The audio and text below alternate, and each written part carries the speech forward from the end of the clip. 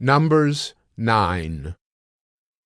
And the Lord spoke to Moses in the wilderness of Sinai, in the first month of the second year after they had come out of the land of Egypt, saying, Let the people of Israel keep the Passover at its appointed time.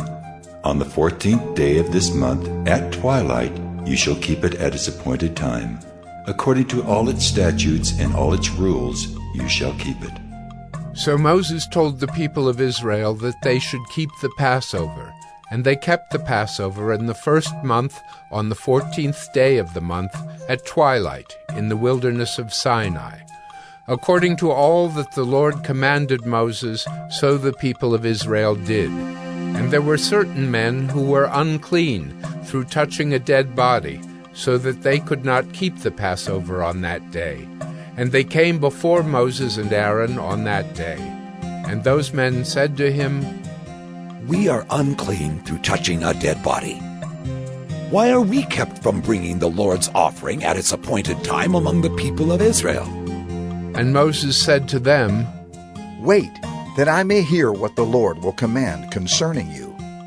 The Lord spoke to Moses, saying, Speak to the people of Israel, saying, If any one of you or of your descendants is unclean through touching a dead body, or is on a long journey, he shall still keep the Passover to the Lord. In the second month, on the 14th day, at twilight they shall keep it. They shall eat it with unleavened bread and bitter herbs. They shall leave none of it until the morning, nor break any of its bones. According to all the statute for the Passover they shall keep it. But if anyone who is clean and is not on a journey fails to keep the Passover, that person shall be cut off from his people, because he did not bring the Lord's offering at its appointed time. That man shall bear his sin. And if a stranger sojourns among you, and would keep the Passover to the Lord, according to the statute of the Passover, and according to its rule, so shall he do. You shall have one statute, both for the sojourner and for the native. On the day that the tabernacle was set up, the cloud covered the tabernacle, the tent of the testimony. And at evening it was over the tabernacle like the appearance of fire until morning. So it was always.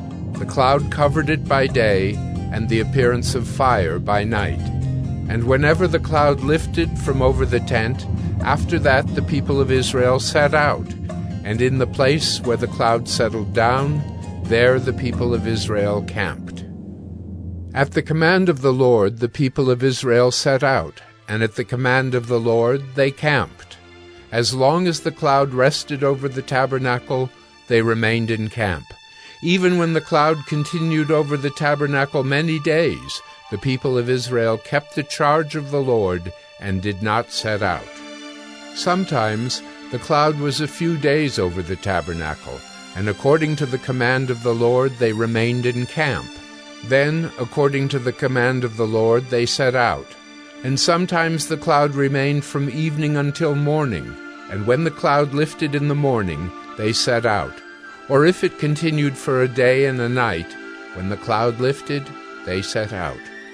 Whether it was 2 days, or a month, or a longer time that the cloud continued over the tabernacle, abiding there, the people of Israel remained in camp and did not set out.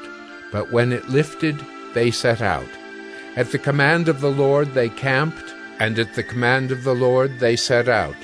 They kept the charge of the Lord at the command of the Lord by Moses.